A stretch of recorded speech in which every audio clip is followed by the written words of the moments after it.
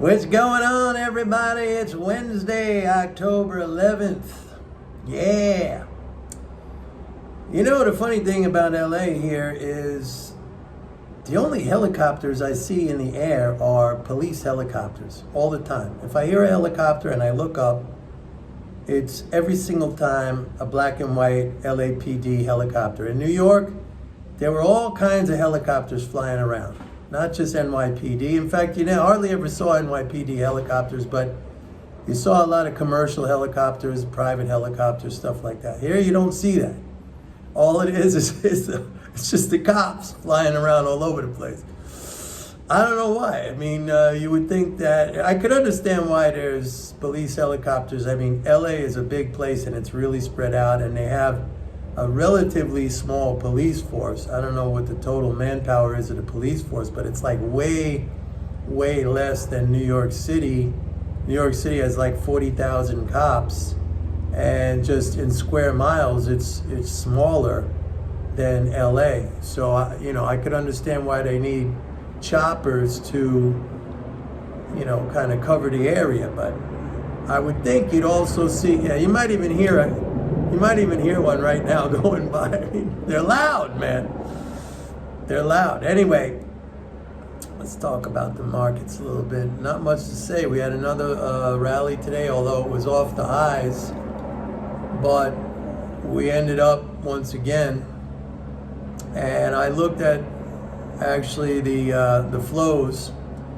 We actually had 2 days of drain. We had last Friday and we had Tuesday, came to like almost a 13 billion drain. But then today was a Social Security payment day, so that probably was like a 28 billion net positive flow. So we are left with, we're like 7 days, I believe, into the month, business days, and we're left with something like a 34 billion deficit, government federal deficit for the month.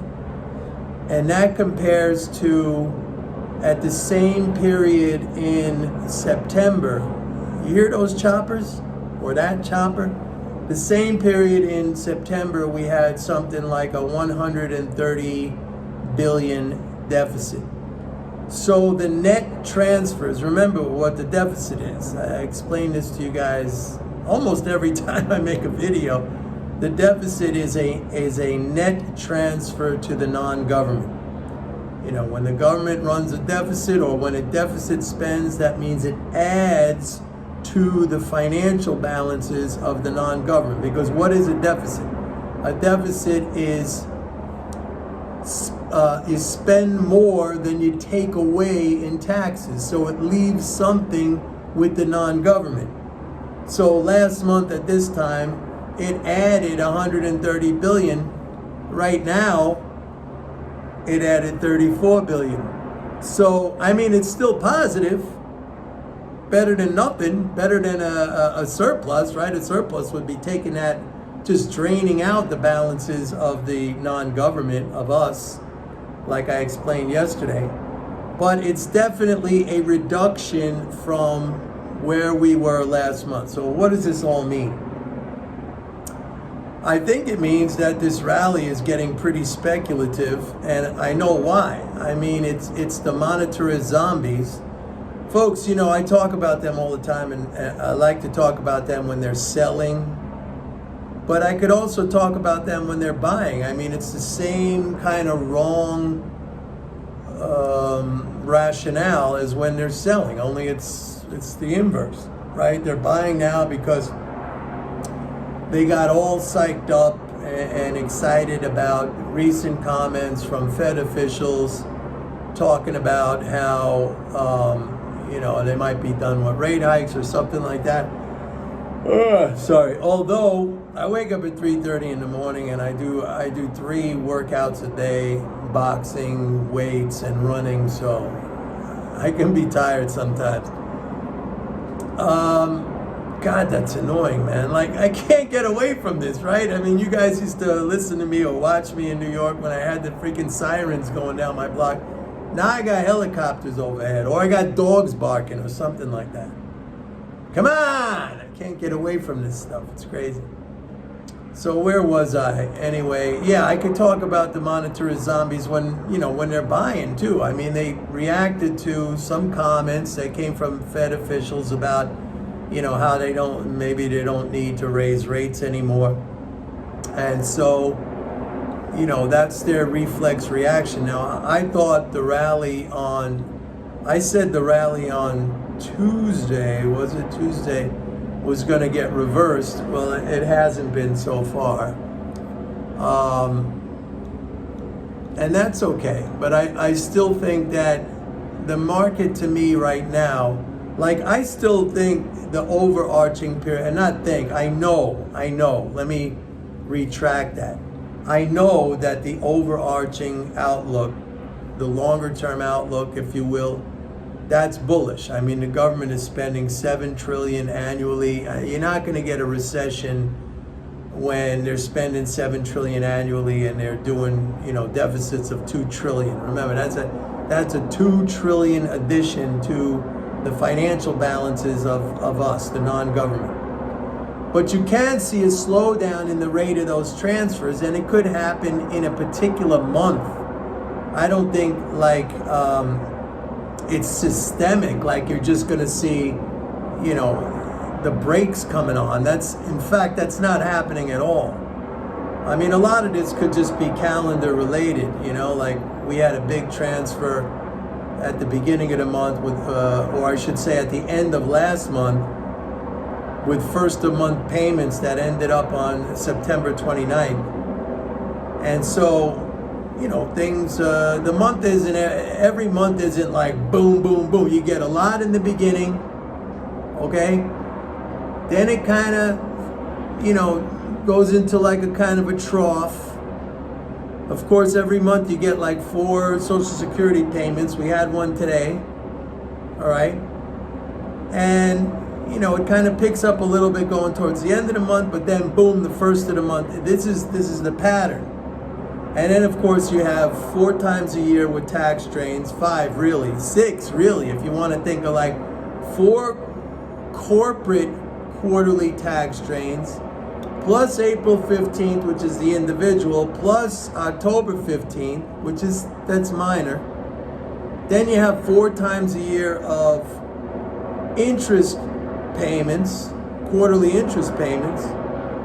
So, you have these, but so you could break it down into these periods, which I try to do for you guys.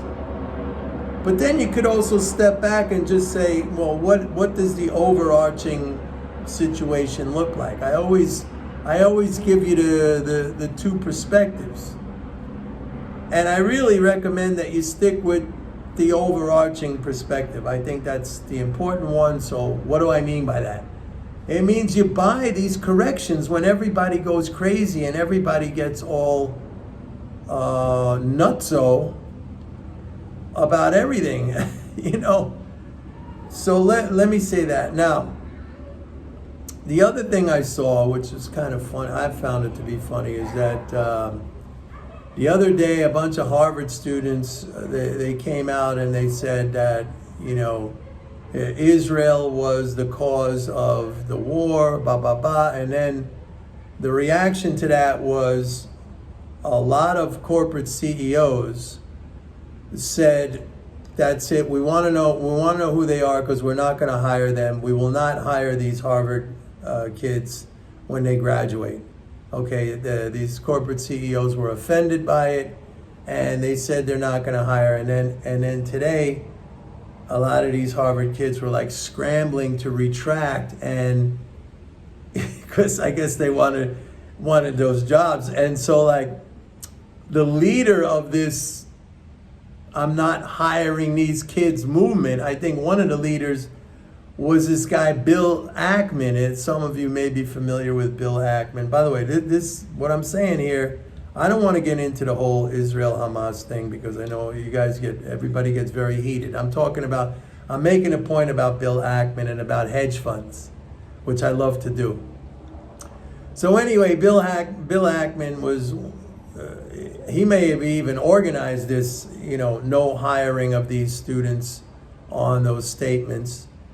And I went and I looked at, because like hedge funds are like, they're like romanticized here. They're like glorified. Like people just like this romantic notion of hedge funds, like these swashbuckling folks. They're losers. They're just no good. I've been over this so many times. They don't. Here's the thing. I went and I looked. Pershing Square is Bill Ackman's. That's the stock of his company. His hedge fund is a publicly traded stock. Okay, it's called Pershing Square. You could look it up. And it went public in 2015. Since 2000, and I don't know how much he manages. He manages probably like, I don't know. I'm just going to guess like 12 or 15 billion or something like that. So the guy's a billionaire, but you know the arithmetic on that. I explained it to you yesterday. He gets a 2% management fee no matter what. Okay, then he gets 20% of the profits, which you don't even have to make a lot. You could stick it in a treasury, and in 2 years, basically, he's a billionaire. All right. So I explained that yesterday. Anyway, if you look up his stock, Pershing Square, I don't remember the symbol, but you could just Google Pershing Square stock. In 8 years, right? Because it started trading in 2015. In 8 years, it's up 35%. So if you break that down, that comes to, and that might sound like a good return, but over 8 years, that's like a 4.375, something like that return annually, okay?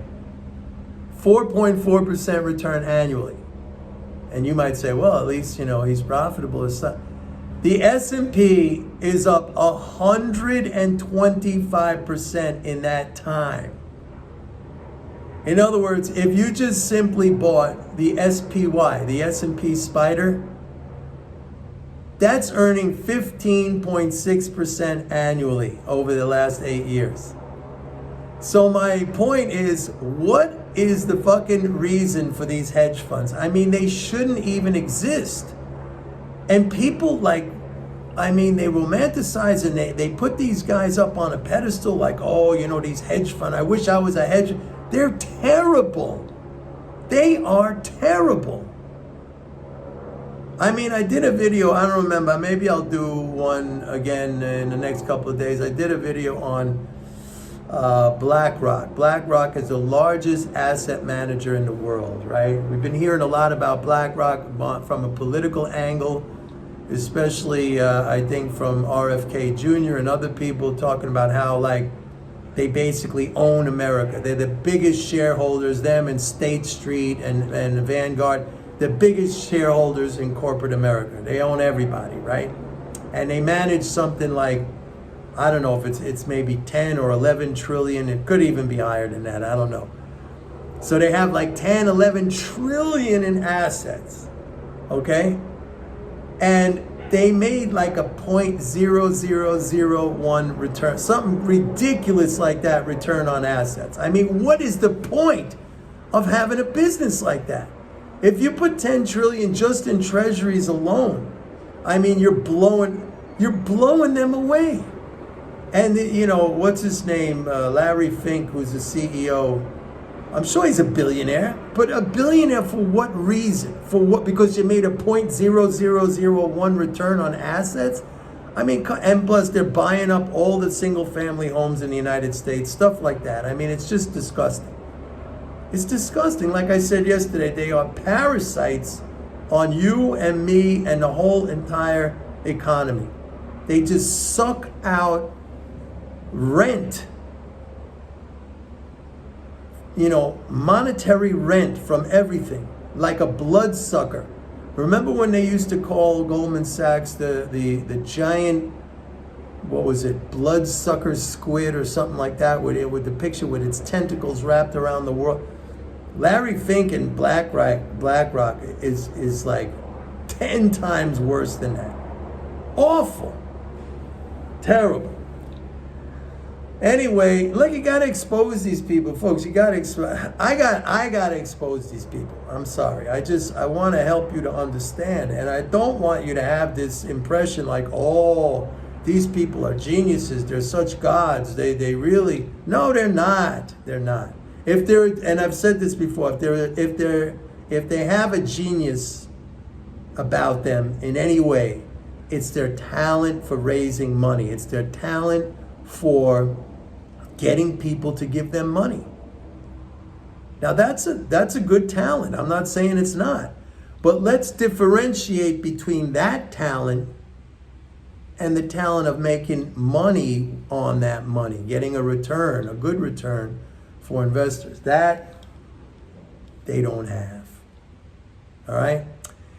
Anyway, as always, don't forget, go to my website, pitbulleconomics.com, sign up for a 30-day free trial to MMT Trader, and I'll see you tomorrow. Bye.